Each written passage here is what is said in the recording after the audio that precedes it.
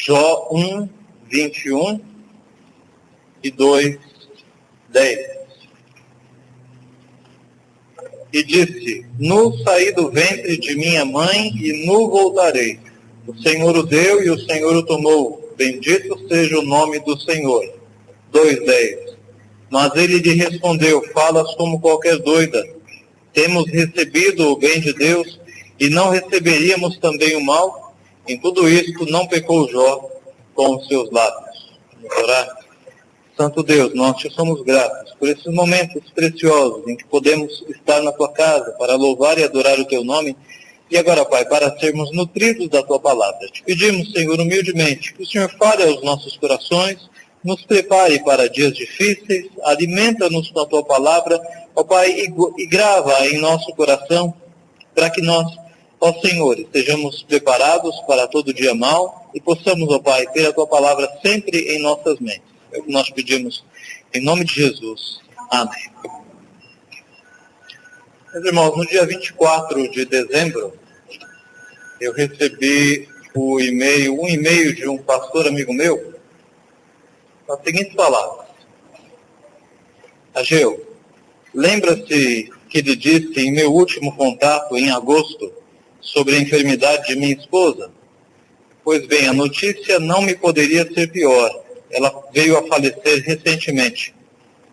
A doença cresceu e resistiu a todas as tentativas de tratamentos e piorou rapidamente, de modo que precisou ser internada para dosar remédios e não teve mais que 15 dias de vida. Faleceu no Hospital do Câncer de Barretos, na minha companhia. Alguns dias mais tarde, em um outro e-mail, o mesmo pastor escreveu o seguinte: em dezembro, retornei ao trabalho pastoral e vou enfrentando um dia de cada vez, uma noite de cada vez. Sufocado pelo silêncio e vazio do lar, não tivemos filhos nos 13 anos e meio de casados, mas amparado na busca do consolo do Pai Celestial. O que fazer e o que pensar, meus irmãos, quando nós passamos por momentos de perdas, como a deste meu amigo pastor? Será que os melhores pensamentos são: eu não mereço estar passando por isso? Ou, onde está Deus que não me vê? Ou, isto é injusto, eu tenho servido a Deus por tantos anos. Que pensamentos nós devemos ter quando nós passamos por períodos difíceis, momentos tão angustiantes como estes? Pensamentos de revolta? Pensamentos de desespero? Pensamentos de murmuração? A palavra de Deus nos diz no Salmo 119, guardo no coração as tuas palavras para não pecar contra ti. Quando nós estamos em momentos difíceis, é a palavra de Deus guardada no nosso coração que nos previne e nos protege para que não tenhamos pensamentos pecaminosos contra o nosso Deus. A palavra de Deus em nosso coração vai frutificando e criando princípios ou criando certezas que podem nos ajudar a passar por momentos difíceis assim. Certezas que nos aliviam a dor. E nos versículos que nós vemos, nesses 2 versículos aqui do livro de Jó, nós podemos retirar 3 certezas que aliviam a nossa dor quando nós passamos por momentos difíceis, como estes que nós estamos retratando. A primeira certeza que nós tiramos deste texto lido é que nós viemos a este mundo sem nada. Jó diz: nu saí do ventre de minha mãe e nu voltarei. Jó tinha muitos bens. Nós vemos aqui no começo do livro de Jó, do verso 1 ao 4, o seguinte: Jó 1, de 1 ao 4. Havia um homem na terra de Uz, cujo nome era Jó, homem íntegro e reto, temente a Deus, e que se desviava do mal. Nasceram-lhe 7 filhos e 3 filhas. Possuía 7.000 ovelhas, 3.000 camelos, 500 juntas de bois e 500 jumentas. Era também muito numeroso o pessoal ao seu serviço, de maneira que este homem era o maior de todos do Oriente. Seus filhos iam às casas uns dos outros e faziam banquetes, cada um por sua vez, e mandavam convidar as suas 3 irmãs a comerem e beberem com eles. Nós conhecemos a história, há pouco tempo ouvimos o nosso irmão seminarista Guilherme discorrer, e nós sabemos que Deus autorizou o diabo a tocar nos bens de Jó, e ele perdeu tudo. E a partir do verso 13 até o 19, nós vemos, em um só dia, Jó perdendo todos os seus bens e perdendo todos os seus filhos, no mesmo dia. Uma tragédia terrível. Todos os filhos de Jó morrem. E alguém já disse que perder pai e mãe é algo muito difícil, mas pior ainda é perder um filho. E imagine o sofrimento de Jó, perdendo todos os seus filhos num mesmo dia. Qual vai ser a reação deste homem? Será que ele vai amaldiçoar a Deus? Será que ele vai praguejar contra o Criador? Será que ele vai blasfemar o seu nome? Veja o que ele diz, a sua reação. Verso 20. Então Jó se levantou, rasgou o seu manto, rapou a cabeça e lançou-se em terra e adorou. E disse: Nu saí do ventre de minha mãe e nu voltarei. O Senhor o deu, o Senhor o tomou. Bendito seja o nome do Senhor. Em tudo isto Jó não pecou, nem atribuiu a Deus falta nenhuma. Nu saí do ventre de minha mãe e nu voltarei. As muitas riquezas de Jó não o haviam fascinado. Jó sabia que tudo que ele tinha nas suas mãos, ou que ele tiver em suas mãos, não pertenciam a ele, mas pertencia justamente a Deus. Jó sabia que não tinha direito algum sobre tudo que Deus lhe confiara. O Senhor o deu, o Senhor o tomou. Bendito seja o nome do Senhor. O apóstolo Paulo, escrevendo a Timóteo, lá na sua primeira carta, ele diz palavras bem parecidas. 1 Timóteo 6, de 6 a 8, diz o seguinte: de fato, grande fonte de lucro é a piedade com o contentamento, porque nada temos trazido para o mundo, nem coisa alguma podemos levar dele. Tendo sustento e com que nos vestir, estejamos contentes. Nada temos trazido para o mundo, nem coisa alguma podemos levar dele. De modo que é tolice, irmãos, nós nos agarrarmos aos bens materiais, porque nós não vamos levá-los para a eternidade. É um equívoco nós acharmos que somos dono de alguma coisa. Nós não temos nada. Tudo que existe nesse mundo é de Deus. Nós morremos e as coisas ficam. E nós partimos. Nu viemos a este mundo, nu partiremos. E Paulo, não temos trazido nada para este mundo, nem coisa alguma podemos levar dele. Nós não somos donos. A palavra de Deus nos diz no Salmo 24:1, que ao Senhor pertence a terra e tudo o que nela se contém, o mundo e os que nele habitam. Nós somos apenas administradores. Portanto, quando Deus nos tira algo, nós não devemos murmurar, porque tudo é dele, nada é nosso. Devemos chorar, sim, é normal nós nos entristecermos. Aliás, a Bíblia mostra, por exemplo, quando morreu Moisés, diz a palavra de Deus que os filhos de Israel o prantearam, quer dizer, choraram, durante 30 dias, Deuteronômio 34. Quando Absalão morreu, Davi chorou o seu filho durante alguns dias. Quando Lázaro morreu, Jesus Cristo chorou. Então, o choro e a tristeza são procedimentos totalmente normais. Agora, murmurar é pecado nessas horas. Atribuir injustiça a Deus é pecado. Não aceitar é pecado. É chamar Deus de não soberano, ou de injusto, ou de um Deus mau. Nós não somos donos de nada, nem dos bens, nem das pessoas que nos rodeiam. Quando a esposa do reformador João Calvino, pastor João Calvino, faleceu, apenas 9 anos depois do seu casamento, em um dos seus escritos, em uma das suas cartas, ele registrou as seguintes palavras: a memória de minha esposa que se foi, relembra-me a cada dia o quanto devo ao Senhor. Quer dizer, Deus nos dá a graça, irmãos, de usufruirmos da companhia de pessoas queridas por um tempo, e quando elas se vão, nós devemos agradecer a Deus, porque Ele nos deu o privilégio de passarmos um tempo com essas pessoas, com a sua companhia, amando essas pessoas, o tempo em que elas estiveram conosco. Essa é a primeira certeza que o texto nos ensina. Viemos a este mundo sem nada, e deste mundo sairemos também sem nada. A segunda certeza que o texto nos ensina é que Deus é soberano. Jó diz, lá no versículo 21 do capítulo 1, o Senhor o deu e o Senhor o tomou. Bendito seja o nome do Senhor. É Deus quem dá e é Deus quem toma. É Deus quem está no controle e Ele retira as pessoas de nós, nem antes e nem depois, mas na hora certa.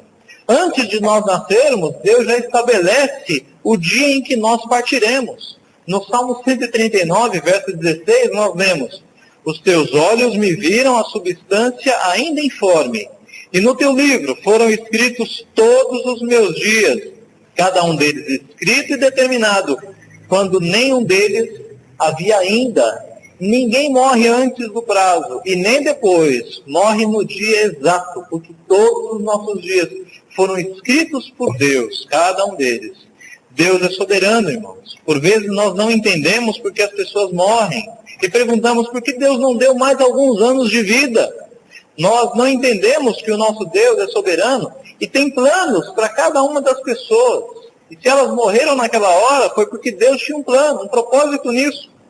Eu tenho visto, meus irmãos, Deus salvar muitas pessoas por meio de doenças terminais.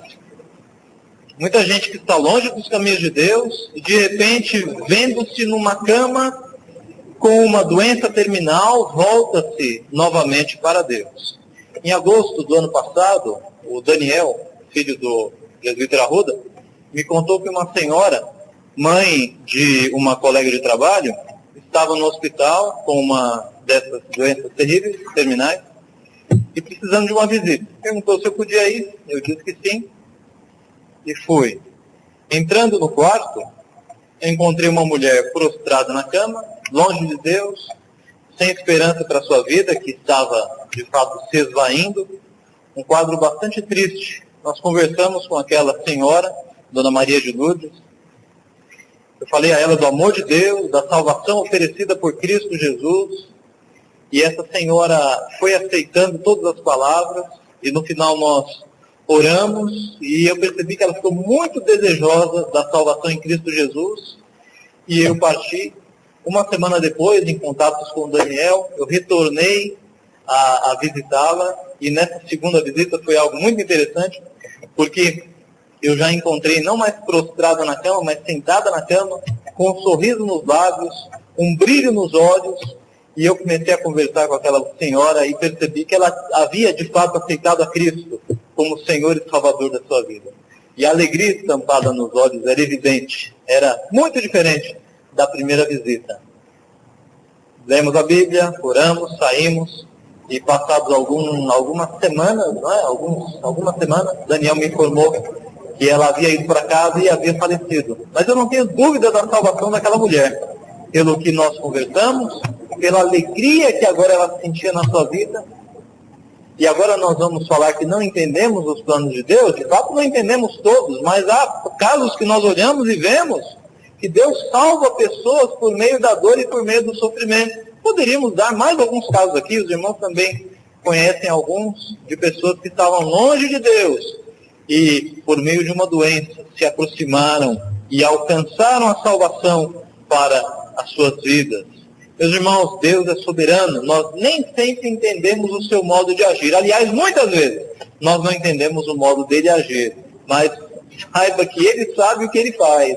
Ele está no controle, Ele sabe exatamente o que está fazendo. Ele tem o mundo e as nossas vidas na palma da sua mão. Nada acontece sem que Ele permita. A palavra de Deus nos diz em Mateus 10, 29 e 30, que nenhum pardal cai do céu sem o seu consentimento. Imagine seres humanos, ou imagine pessoas. No mesmo texto diz que o seu controle sobre nós é tão grande que Ele sabe até o número de cabelos que existe na nossa cabeça. Tamanho a exatidão do seu controle sobre as nossas vidas. Quer dizer, o nosso Deus não é um Deus distante, mas é um Deus presente, que conhece você inteiramente, todos os seus sentimentos, todos os seus problemas, suas ansiedades, suas esperanças, seus sonhos, te conhece por completo, melhor do que você, melhor do que qualquer um de nós. Deus nos conhece. E essa é uma certeza, irmãos, de que Deus é soberano e que Ele é onisciente, que deve aliviar a nossa dor, o que a palavra de Deus nos diz lá em Romanos 8, 28. Acompanhe comigo, Romanos 8, 28. Romanos 8, 28 diz: sabemos que todas as coisas cooperam para o bem daqueles que amam a Deus, daqueles que são chamados segundo o propósito. Todas as coisas cooperam para o bem. Tudo que acontece em nossas vidas coopera, trabalha para o bem. É por isso que na vida do crente há sempre um final feliz, mesmo que seja a morte. A Bíblia diz que a morte dos seus é preciosa aos olhos de Deus. Há sempre um final feliz. Pode ser uma morte terrível, na solidão, mas ao fechar os olhos e abri-los novamente, será recebido em glória. O final da vida do crente é sempre feliz. Todas as coisas cooperam para o bem. Mas o bem de quem? O versículo completa: daqueles que amam a Deus, que são chamados segundo o seu propósito. Então, aqueles que não amam a Deus não devem confiar neste versículo, porque o versículo diz que todas as coisas cooperam para o bem daqueles que amam a Deus. E amar a Deus é o quê? É obedecer a sua palavra, é andar nos seus caminhos, é vir à igreja, é participar dos mandamentos, é obedecer os mandamentos que Deus nos orienta, é ter uma vida diferente, uma vida voltada para a palavra. Isso é amar a Deus. O nosso Senhor Jesus nos diz que aqueles que o amam são aqueles que obedecem os seus mandamentos. É isso que é amor na palavra de Deus. Assim, meus irmãos, essa é uma segunda certeza que alivia a nossa dor em momentos de perda. Deus é soberano. Ninguém morre antes nem depois. Tudo está dentro do seu plano, tudo está dentro do seu controle. E todas as coisas cooperam para o bem daqueles que amam a Deus. O final é sempre feliz, mesmo que nós não o entendamos. E uma terceira e última certeza que nós temos neste texto, irmãos, está aqui também no verso 21, que Deus é bom. Jó, depois de todas aquelas tragédias, ele disse à sua esposa, aliás, o verso 10 do capítulo 2, temos recebido o bem de Deus e não receberíamos também o mal?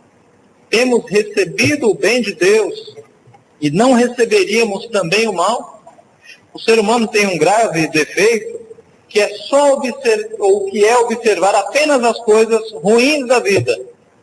Ele reclama que está doente, mas não agradece porque tem um convênio médico, porque tem dinheiro para comprar remédio, porque tem família para auxiliar nessas horas.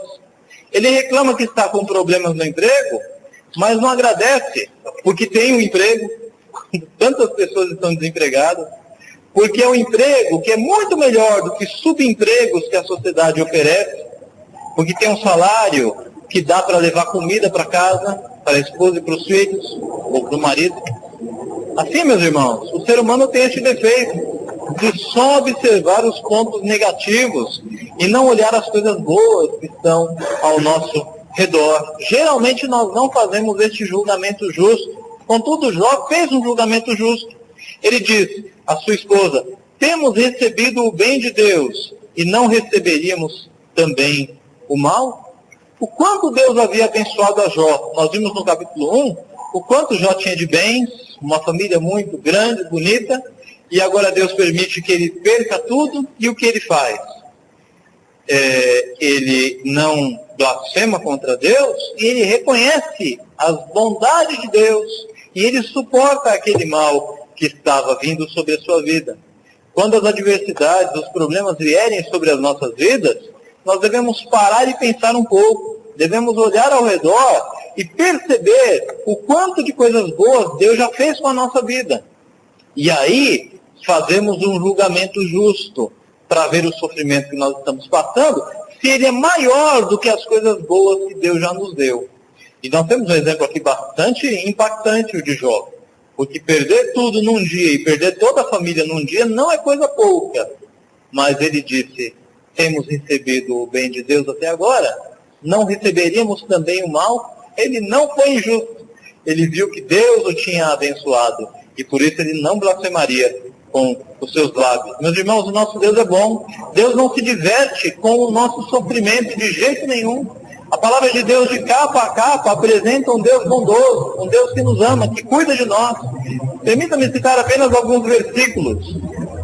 Tiago 1,17. Toda boa dádiva e todo dom perfeito são lá do alto, descendo do Pai das luzes, em quem não pode existir variação ou sombra de mudança. Salmo 107:31. Rendam graças ao Senhor por sua bondade e por suas maravilhas para com os filhos dos homens. Oséias 3:5. Depois tornarão os filhos de Israel e buscarão ao Senhor seu Deus e a Davi seu rei. E nos últimos dias tremendos se aproximarão do Senhor e da sua bondade. Zacarias 9:17. Pois grande é a sua bondade. Romanos 2:4. Ou desprezas a riqueza da sua bondade. 1 Pedro 2 e 3.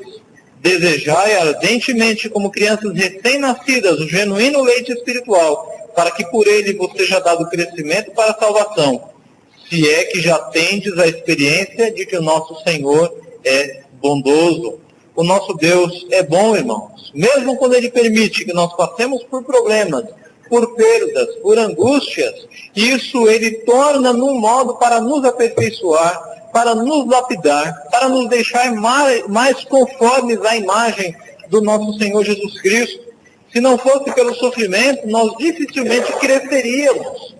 Imagine uma pessoa que nunca recebeu um não na sua vida. Uma pessoa que teve tudo. Nunca nada lhe foi negado. Será que essa pessoa é madura? Será que essa pessoa está pronta para as adversidades da vida? De jeito nenhum. O sofrimento nos amadurece. O sofrimento nos lapida. E Deus usa essas coisas para nos tornar melhores pessoas, mais preparadas e mais à imagem do nosso Senhor Jesus Cristo, que sofreu bastante também. O sofrimento nos amadurece. Por isso, irmãos, por Deus ser bom, nós não podemos reclamar, não podemos murmurar. Eu me lembro daquela ilustração de uma avó fazendo um bordado e chega a sua neta cheia de problemas e sem estar entendendo o que está acontecendo com a sua vida, e a avó mostra o bordado do lado avesso, onde está aquele entrelaçado de linhas. E ela diz à sua neta, você está vendo esse confuso entrelaçado de fios? Isso aqui é a nossa vida, é a nossa visão, por vezes, da nossa vida. Tão confusa, tão cheia de problemas, de fatos sem sentido. Olhando do nosso ponto de vista, é isso que nós vemos. Um confuso entrelaçamento de fios, aos nossos olhos sem sentido. Então a avó pegou o bordado e mostrou do lado correto, onde estava sendo construída a paisagem. E ela disse, no entanto, por mais que o nosso ponto de vista seja o de uma vida confusa, um entrelaçado confuso de fios, Deus está aqui em cima, por meio destes fios, construindo uma paisagem gloriosa, um final belíssimo. Basta confiar nele e esperar o fim do seu trabalho. Meus irmãos, Deus é bom. Deus não se diverte com o nosso sofrimento, mas transforma o nosso sofrimento para que nós sejamos pessoas melhores. Eu concluo, irmãos, citando novamente o e-mail daquele meu amigo. Após dizer todo o seu sofrimento, ele termina o e-mail da seguinte forma, com essas palavras. Parafraseando Jó, o Senhor a deu, o Senhor a tomou. Bendito seja o nome do Senhor. Que em momentos, irmãos, de tamanha dor, Deus nos dê também palavras igualmente sábias. Amém.